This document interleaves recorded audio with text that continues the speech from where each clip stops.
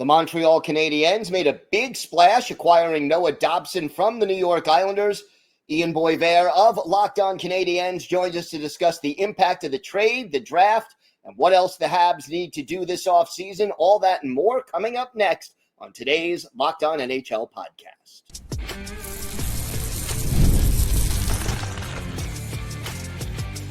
You're Locked On NHL, your daily podcast on the National Hockey League. Part of the Locked On Podcast Network, your team every day. Gil Martin here. Welcome, everybody, to the Monday edition of the Locked On NHL podcast, part of the Locked On Podcast Network, your team every day. I want to thank everyone who makes Locked On NHL your first listen every day. Don't forget to subscribe on YouTube or wherever you listen to podcasts so you never miss an episode. Today's episode is brought to you by FanDuel. Right now, new FanDuel customers can get $150 in bonus bets if your first $5 bet wins. It is my pleasure to welcome to the show the co-host of Locked On Canadiens, Ian Boisvert, and it's been an eventful offseason, Ian, in Montreal. Let's start with the biggest news. Noah Dobson, now a member of the Montreal Canadiens. Where do you see him fitting in Montreal, and what impact do you expect him to have? Yeah, I think Dobson steps in and becomes an immediate impact top four defenseman for the Canadiens. Probably as of right now, he's their best right shot defenseman.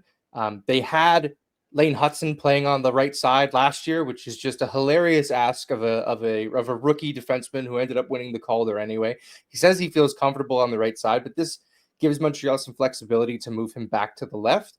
I like the concept of playing Dobson with a Caden Gooley instead of a Lane Hutson. Lane Hutson and Noah Dobson are kind of one in the same in that they want to play more offensively. They want to move the puck up the ice, whereas, Caden Gooley is more of a very steady, stabling defensive defenseman. And he has more offense to give in his game, Caden Gooley, but he has a hard time doing that because he's being asked to play so sheltered defensively. So I like the idea of putting Dobson with Gooley, not only to give Dobson a more defensive option, but to give Gooley a potentially more offensive option and maybe get the better of him, moving the puck the other way. So he steps in, he's going to be an immediate impact right shot defenseman. It's why Montreal paid a decent price to get him, 2 first-round picks and a player that they loved in Emil Heineman. And they get this defenseman. They pay him $9.5 million for the next 8 years, and he's going to fill that role for them. How do you see the power play working out with Hutson and with Dobson? I don't think there is anybody who is going to unseat Lane Hutson as the power play quarterback for power play one. That's just the nature of the beast. It's why I think, you look at Dobson's 70-point season, and I know Canadiens fans are thinking, well, he can do that here. Well, he's not going to have a lot of power play time. So you might have to limit your expectations as far as point totals because he's going to be a power play 2 quarterback. That's going to be his spot. It could be Mike Matheson, but I think, going into the season, you're going to want Dobson on that unit. But that unit is going to have some legitimate talent on it. They just got Zachary Bolduc, who I'm sure we'll talk about in a little bit, who had a bunch of power play goals for St. Louis last year. Patrick Laine might shift to the second power play unit because at the end of the playoffs, Montreal was running Ivan Demidov on that top unit, and that might force Patrick Laine, who has one of the most devastating shots on the power play, onto the second unit. So that unit, they might want to try to, split a little bit more evenly between power play 1 and power play 2 next year. Last year, it was mostly power play 1 got 90 seconds of every power play. Power play 2 would come on the ice. They'd hand the puck to Alex Newhook and say, skate as fast as you can and try to get into the offensive zone. I don't think that that's going to be the case this year. I think power play 1 is going to get a couple of looks. If they don't get it, power play 2 is going to come out on the ice and see if they can do it. And Dobson's a big part of that. Talk to me about this year's draft and some of the other moves that Montreal made this offseason. Yeah, let's start with the draft because I think it was an interesting one for the Canadiens. It was the first time since 2008 they did not make a selection in the first round. So it was a very odd draft, other than it just being the decentralized draft. It was odd for everyone, but I'm sure for Canadiens fans, it was very odd to not see them make a pick. Their first selection, I think, is one that I'm most excited about or most intrigued with in Alexander Zhuravsky, right winger out of Russia. Montreal had him as a first-round talent. If they had kept their picks, there's a good shot they would have taken him at either 16 or 17. They move up on the second day of the draft. They move up from 41st to select him 34th overall. This is a kid who is a real boomer bust project for the Canadiens. Very small. He's the lightest player in the draft class at 163 pounds. He's under contract in Russia until May of 27, but he has incredible hands. He's got an offensive skill set, an offensive mind.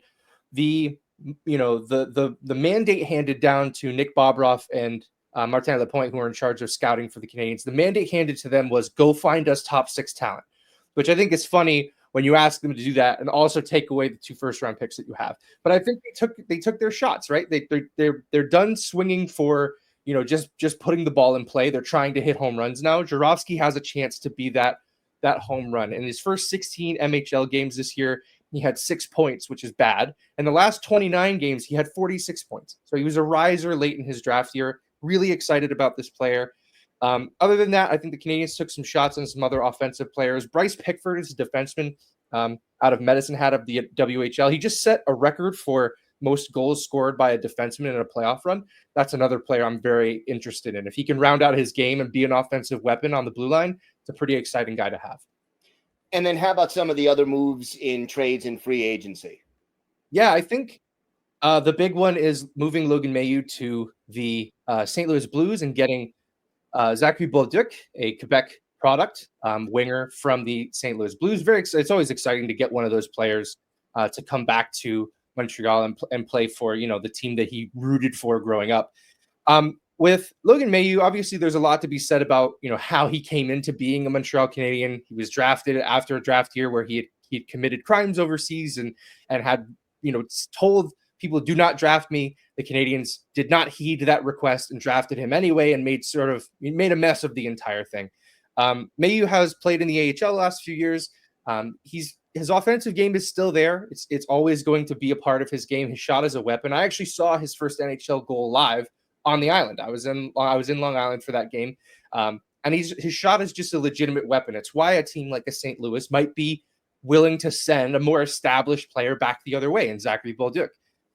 Dobson, his acquisition made Logan Mailloux expendable because now you're looking down the right side and Montreal is probably looking at, Dobson being in that top 4 on the right side and David Reinbacher, who they selected 5th overall, much to the chagrin of Canadiens fans everywhere. They very much believe in that player, as do most Canadiens fans now. They watched him in the playoffs last year with Laval really dominate after missing the entire season with a knee injury. So Mailloux became expendable in that they wouldn't be able to play him in a top 6 role. They'd be playing him on the third pair. Is it worth keeping that kind of player or moving him for a valuable part you can use? And that's what Montreal ended up doing. Very excited at the return with Bolduc. Like I mentioned, power play goal scorer with St. Louis in a very limited role. He's a hard forechecker. If teams are trying to learn from what the Florida Panthers did and have done over the last few years, it's their forecheck. They'll forecheck you into the ground. Zachary Bolduc is the kind of player who you want to bring in to bring that forecheck to your team and, take your team into the fight. If you're playing him on a second line, potentially with an Ivan Demidov, you're giving a guy to Ivan Demidov who's going to go in and get the puck. That's going to be incredibly valuable for not only the Demidov, but the Canadiens as a whole. So the moves that they made were very targeted. They knew what they were doing. They had been talking to St. Louis allegedly for Jordan Kyrou for some time. There are some rumors that maybe those conversations are not done being had. They're still talking allegedly to the Blues about a Jordan Kyrou. I don't know how that deal fits, but the Canadiens are still looking around. Kent Hughes is always one of the more active general managers, so I'm not certain he's done yet. What do you think he'd be looking to add most at this point? Yeah, I think centers is where the Canadiens need some help. So they've needed a second line center. After last season when Kirby Dach got injured and even when he wasn't injured, when he was still coming back from his previous injury, he wasn't playing well. It's not that he's fallen out of favor. It's that the Canadiens need to protect themselves in the case that he does not become the center they hoped he'd be. So they're looking for a second line center. They're also looking for a third line center or maybe a fourth now if you're bringing up Jake Evans to the third line. Christian Dvorak, who I know Canadiens fans weren't big fans of Christian Dvorak last year, but he played an incredibly valuable role. The Canadiens did not have a left-hand shot center who could win faceoffs like Christian Dvorak. He was the only one doing that. He was penalty killing. He was winning those draws on the left side. He was invaluable to Montreal. He's gone. He leaves for Philadelphia, and I see why. He signs a one-year deal at $5.4 million. Montreal is never going to offer him that. So good for Devo there. And Yoel Armia is another guy who left on that penalty kill. So they need some depth forwards. They need some guys who can penalty kill. They need some guys who can win faceoffs. Other than that, a lot of the work the Canadiens needed to do is done. They got the big right shot defenseman. They've added another impact forward in Zachary Bolduc. They're obviously looking to add more, but those are the key replacements. They have not replaced Christian Dvorak, and they have not replaced Yoel Armia. We'll have to wait and see what they do, whether they get a late straggler on the free agent market, like potentially a Jack Roslovich, or, if they try to swing for another trade later on in the summer to fill those holes. Going to be interesting to see how it all pans out. Ian, why don't you tell our viewers and our listeners where they could find the podcast and where they could find you and your co-host on social media? Yeah, you can find Locked On Canadiens anywhere that you get your podcasts, including on YouTube. We're doing daily shows for a little bit longer before we go down to 3 a week soon. Locked On Canadiens everywhere. We're posting things, Blue Sky, Instagram, and TikTok. You can follow me at Maybe It's Ian on all of those places, and you can find Laura, my co-host Laura Saba, at The Active Stick on all those places as well. All right, Ian, thank you so much. Always a pleasure. Awesome. Thanks, Gil. Appreciate it. Today's episode is brought to you by FanDuel. Summer sports are in full swing, and whether you're all about baseball under the lights, golf on the green, or high-stakes soccer action, FanDuel is the best way to make every game even more exciting. You're already following the action. Why not make it a little more thrilling? With FanDuel, you can get in on the game while your friends are getting sunburned at the beach. I've been using FanDuel to track my favorite matchups, and the app keeps it fresh with new daily promotions and fun ways to bet. It's easy to use, fast to pay out, and even makes regular season games feel like must-watch events.